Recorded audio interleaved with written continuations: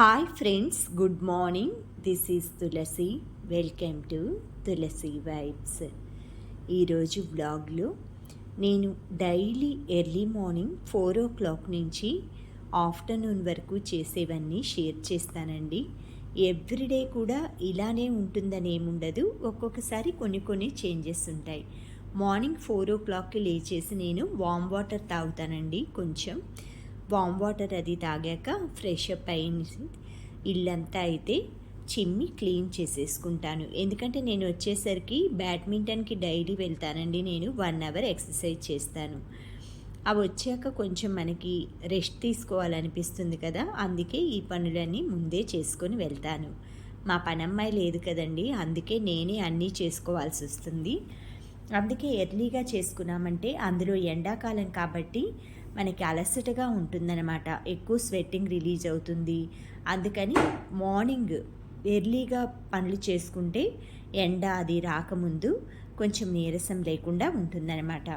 కొంచెం బద్ధకం అనుకోకుండా మనం తొందరగా లేచామంటే పనులన్నీ కూడా 9 గంటలకల్లా ఫినిష్ అయిపోతాయి. మొత్తం ఫస్ట్ అయితే 2 వైపుల బాల్కనీలో వాటరింగ్ చేస్తానండి ప్లాంట్స్కి. సమ్మర్ సీజన్లో కంపల్సరీగా డైలీ చేస్తానన్నమాట. అంటే ఎక్కువ పోసేయనండి, మాకు ఎందుకంటే అపార్ట్మెంట్ లైఫ్ అనమాట. మళ్ళీ పక్కన వాళ్ళకి కింద వాళ్ళకి ఇబ్బంది లేకుండా లైట్గా అలా వాటరింగ్ ప్లాంట్స్ పైన చేస్తాను. ఆ ప్లాంట్స్ పైన పడిన డస్ట్ అంతా పోతుందనేసి. మాకు డస్ట్ కూడా ఎక్కువ వస్తుంటుందండి సమ్మర్లో ఎస్పెషల్లీ. అందుకనేసి ఎవ్రీడే కూడా ప్లాంట్స్కి మనం వాటరింగ్ అలా చేయటం వలన ఆక్సిజన్ అనేది బాగా ప్లాంట్స్ అనేవి గ్రహిస్తాయన్నమాట. లేదు అంటే ఆ రస్ట్ పట్టేసి డస్ట్ అంతా ఆ ప్లాంట్స్ లీవ్స్ మీద మొత్తం కూడా వడలిపోతాయి. మొత్తం ప్లాంట్స్కి ఇలా వాటరింగ్ చేసుకున్న తర్వాత ఆపోజిట్ వచ్చేసి మాకు పక్కన వేరే వాళ్ళు ఉంటారండి మా ఎదురు. అందుకనేసి హాఫ్ వరకే నేను క్లీన్ చేసుకుంటాను. చూసారా, బయట కూడా చీకటిగా ఉంది బాగా. 4 అంటే బాగా చీకటిగానే ఉంటుంది. ఇప్పుడు 4:15 అయింది నేను క్లీన్ చేసేటప్పుడు. ఫస్ట్ అయితే లేవగానే డస్ట్బిన్స్ అవన్నీ అయితే కింద డస్ట్బిన్లో వేసేసి వస్తానండి. పనమ్మాయి ఉంటే మాత్రం తనే చేస్తుంది. తను లేదు కాబట్టి నేనే చేసుకోవాలి. కాబట్టి ఈ పనులన్నీ కూడా నేనే మార్నింగ్. మనం ప్రతి పని కూడా నేర్చుకొని ఉండటం వలన మనకి ఏదైనా సరే పని వాళ్ళు రానప్పుడు కానీ ఎవరిపైన డిపెండ్ అవ్వకుండా మన పనులు మనం చేసుకోవచ్చు అనమాట. అందుకని నేను లాస్ట్ 2 days బ్యాక్ వీడియోలో పెట్టానన్నమాట, ప్రతి ఒక్క పని కూడా పిల్లలకి నేర్పించండి అని. మా చిన్నప్పుడు మా అమ్మ అన్నీ మాకు నేర్పించబట్టి ఈ విధంగా చేసుకోగలుగుతున్నామన్నమాట ఇబ్బంది లేకుండా. అప్పుడు కష్టంగానే అనిపిస్తుంది, అమ్మ పనులు చెప్తుందని. మా అమ్మ ఏం చెప్పదండి తొందరగా పనులు, పాపం తనే చేస్తుందన్నమాట. ఇప్పుడైనా సరే వెళ్ళినప్పుడు మా పుట్టింటికి ఎక్కువగా అమ్మ పనులైతే ఏం చెప్పదండి, పాపం తనకి ఓపికన్నా లేకపోయినా మాకు అన్నీ వండి పెడుతుందన్నమాట. పనమ్మాయి ఉంది అమ్మకి, అంట్లు అవన్నీ తోమటానికి. ఈ విధంగా అయితే మొత్తం పెద్దవాళ్ళకి ఎలా అయినా పేషెన్స్ ఎక్కువండి. ఇప్పుడు నా మీద మా అమ్మకి ఎక్కువ ఓపిక అనమాట.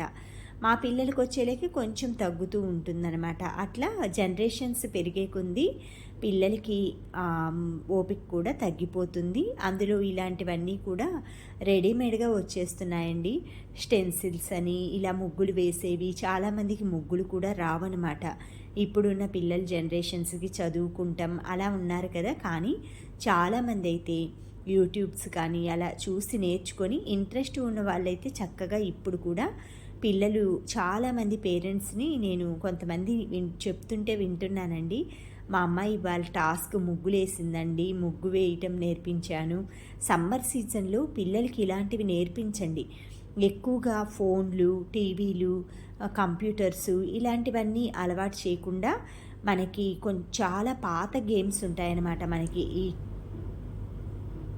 ఈ సమ్మర్ సీజన్లో పిల్లలతో పాటు మీరు కూడా చదరంగం అంటే చెస్, క్యారమ్ బోర్డు, మనకి ల్యాడర్ అండ్ స్లేడ్ ఉంటుంది కదా, పామ్ పటం ఉంటుంది కదా, దాన్ని వైకుంఠపాణి గేమ్స్ కానీ ఇలాంటివన్నీ చాలా, చైనీస్ చక్ర ఇలాంటివి ఉంటాయండి. పిల్లలతో చక్కగా ఇలాంటి గేమ్స్ అన్నీ ఆడించండి. కార్డ్స్ ఇలాంటి వాటికంటే కొంచెం మెదడుకి మేత పెట్టే గేమ్స్ ఉంటాయి కదా, చెస్ ఇలాంటివి నేర్పించారంటే వాళ్ళు బోర్ ఫీల్ అవ్వకుండా ఉంటారు. ఇంట్లో మనల్ని ప్రతిసారి కూడా ఫోను అది చూస్తూ చాలామంది పేరెంట్స్ ఫోను కంట్రోల్ చేయడానికి చాలా ట్రై చేసి కూడా కొంతమంది విసిగిపోయి ఇచ్చేస్తుంటారనమాట. అలా కాకుండా ఇలా గేమ్స్ అలా అలవాటు చేశామంటే వాళ్ళు బోర్ ఫీల్ అవ్వకుండా ఈ సమ్మర్లో కొంచెం టీవీకి ఫోన్కి అయితే దూరంగా ఉంటారండి. ఆ తర్వాత మేము చిన్నప్పుడు ఆడే ఆటలు ఏంటంటే తొక్కుడు బిళ్ళ, ఆ తర్వాత ఒంగుళ్ళు దూకుళ్ళు, అలాంటివి పచ్చీస్ గేమ్స్, చాలా రకరకాల ఒప్పులు కుప్ప ఇలాంటివన్నీ గేమ్స్ ఆరోగ్యంగా ఉండేయండి. ఖోఖో, కబడ్డీ ఇలాంటివి చాలా వరకు శారీరకంగా శ్రమించే గేమ్స్ అనమాట. అంటే ఫిజికల్ యాక్టివిటీ ఎక్కువగా అనమాట. ఈ రోజుల్లో ఎక్కువ కంప్యూటర్సు వీటి దగ్గర కూర్చొని జంక్ ఫుడ్ తినటం వలన హెల్త్ చిన్నప్పుడే కూడా పిల్లలకి హార్మోనల్గా ఇన్బ్యాలెన్స్ అయిపోయి బాడీలో రకరకాల చేంజెస్ వస్తున్నాయన్నమాట. అలా కాకుండా మనం పురాతనమైన వంటలు ఈ పల్లి ముద్దలు కానీ, నువ్వుల ముద్దలు కానీ, దిబ్బ రొట్టెలు ఇలాంటివన్నీ ఆరోగ్యకరమైన ఫుడ్ ఇవ్వగలిగామంటే కొంతలో కొంత చాలా మంచిదండి. మునగాకు కూడా హెల్త్కి చాలా మంచిదనమాట.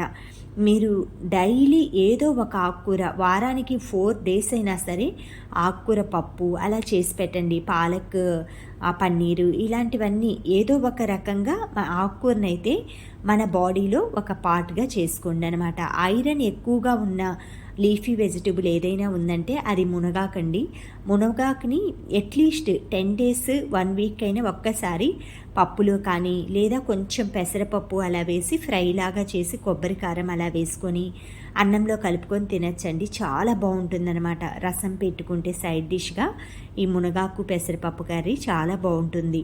పిల్లలకి ఇలాంటి హెల్తీ అయిన ఫుడ్స్ ఇవ్వటం వలన కొంతలో కొంత మనం హాస్పిటల్ నుంచి పిల్లల్ని అయితే చాలా వరకు సేవ్ చేయొచ్చు అనమాట. ఇలా మనం ఫుడ్లో రకరకాల చేంజెస్ చేసుకుంటూ ఉంటే మన లైఫ్లో కూడా మనం ఎంతో కొంత మన పిల్లలకి మంచి ఇవ్వగలుగుతామండి. ఈరోజైతే ఈ బెడ్షీట్లు అవన్నీ మార్చడం కానీ ఇంట్లో లివింగ్ రూమ్ అంతా సర్దటం కానీ చేశానండి. ఎందుకంటే ఈరోజు పూజ అది నేను ఇంకా చేయకూడదు అనమాట. రేపటి నుంచి పూజ స్టార్ట్ చేసుకుంటాను. అందుకనేసి మనకి లేడీస్కి ఉంటాయి కదా అన్ని ప్రాబ్లమ్స్ మంత్లీ వైజ్ అలా అనమాట. అందుకనేసి రేపటి నుంచి పూజ స్టార్ట్ చేసుకుంటాం కాబట్టి ఎక్కువ ఈరోజు నేను బెడ్షీట్స్ కానీ దివాన్ కవర్స్ కానీ అన్నీ కూడా మంత్లీ వన్స్ అయితే ఇలా క్లీన్ చేసేసుకుంటానండి. సోఫా కవర్లు ఇవి బెడ్షీట్స్ అయితే నేను వీక్లీ ట్వైస్ చేంజ్ చేసుకుంటానమాట. ఎందుకంటే డస్ట్ ఎక్కువగా వస్తాయి కాబట్టి అందుకని మనకి ఎక్కువగా నేను వైటే వాడతానమాట. అంటే క్రీమ్ కలర్ బెడ్షీట్స్ అవి అలా వాడటం వల్ల మీరు టవల్స్ కానీ బెడ్షీట్స్ కానీ ఎప్పుడూ కూడా లైట్ కలరే చూస్ చేసుకోండి. ఎందుకంటే అవి మాసింది లేనిది మనకి తొందరగా ఐడెంటిఫై చేయగలుగుతాము. వెంటనే దాన్ని చేంజ్ చేసుకొని నీట్గా ఉండటానికి ప్రయత్నించవచ్చు అనమాట.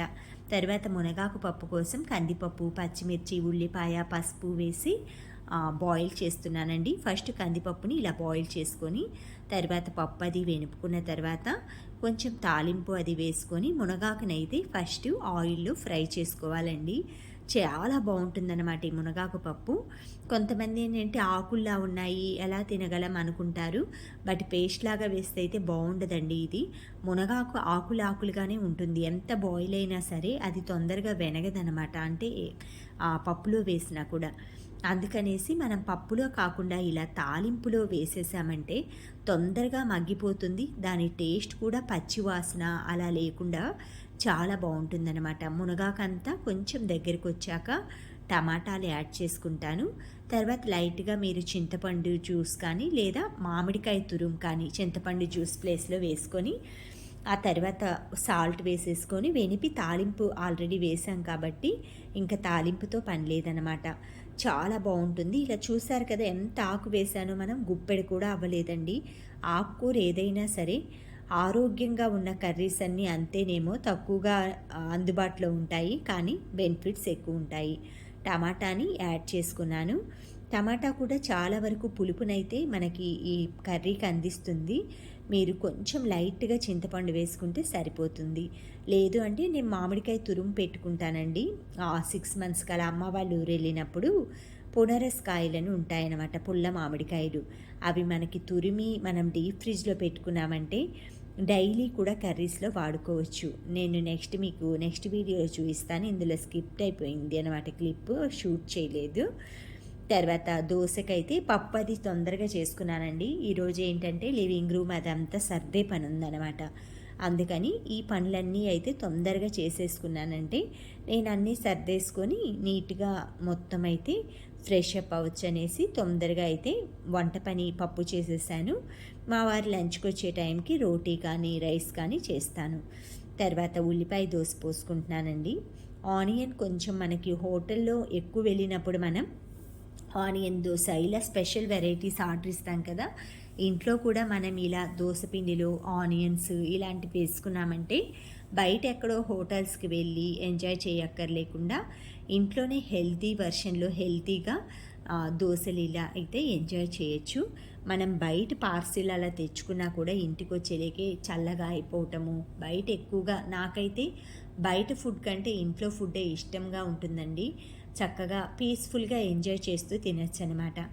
అందుకనేసి ఈ విధంగా ఉల్లిపాయ దోశ అయితే మా హస్బెండ్కి పోసిస్తున్నానండి. ఉదయాన్నే మార్నింగ్ నేను వంట పని తొందరగా చేసేసుకున్నాను అనమాట. ఎప్పుడైనా నాకు పనులు ఎక్కువ ఉన్నప్పుడు వంట ముందు ఫినిష్ చేసుకుంటాను.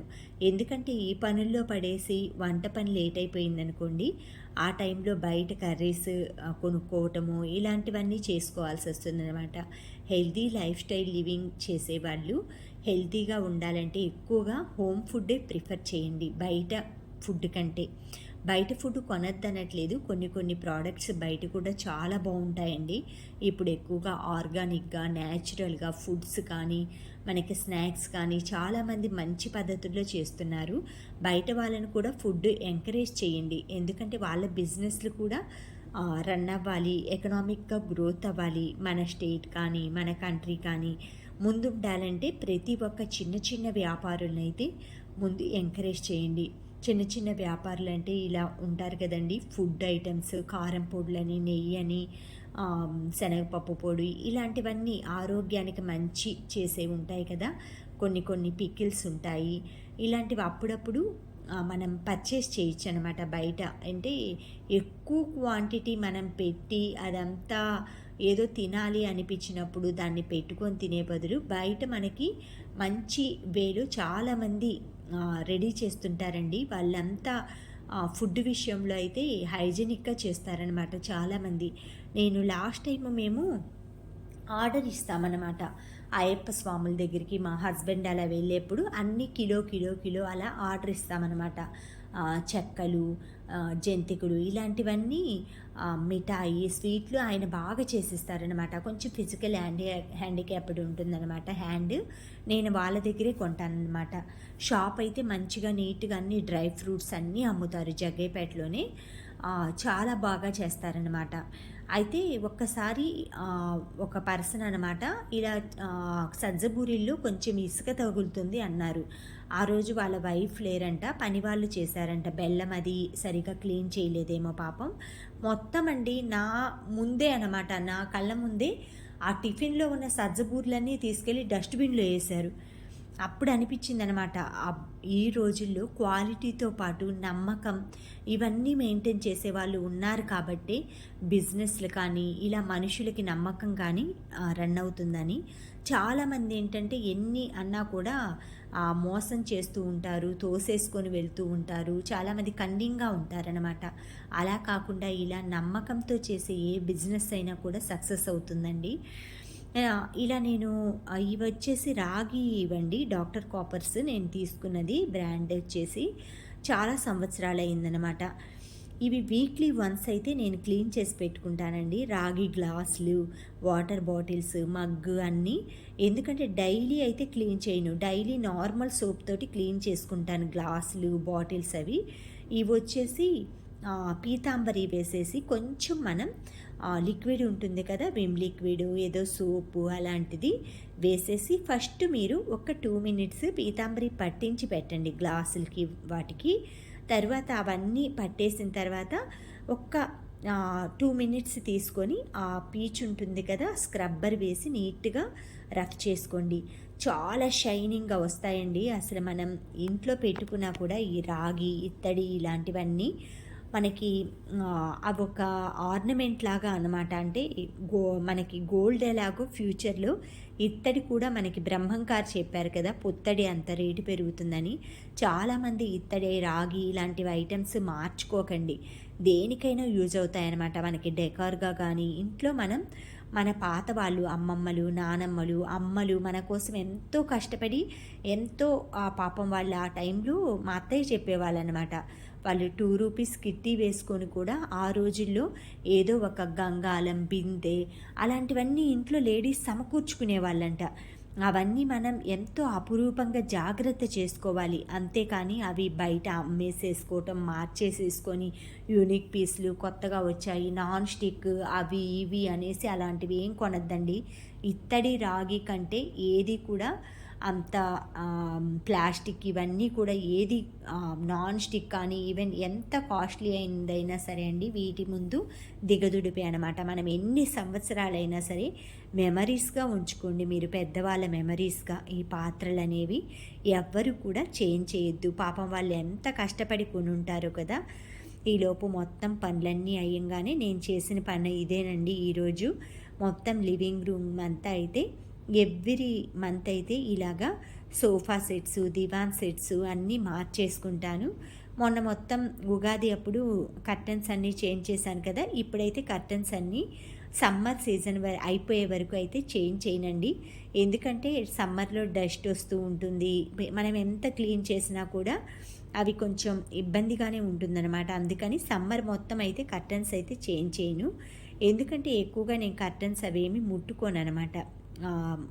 మామూలుగా చెప్తున్నాను, మా పక్కకి అనేసేసి పెట్టేసుకోవటం. కొంచెం బెడ్స్ కూడా కిందే పడుకుంటాను ఎక్కువగా నేను. మా నార్మల్ డేస్లో అయితే బెడ్ పైన పడుకుంటాం, కానీ ఇలా ఏదైనా ఇబ్బంది అలా వచ్చినప్పుడైతే కిందే పడుకుంటాం అనమాట. ఎందుకంటే మళ్ళీ బెడ్ ఇవన్నీ మనం క్లీన్ చేయలేం కదా.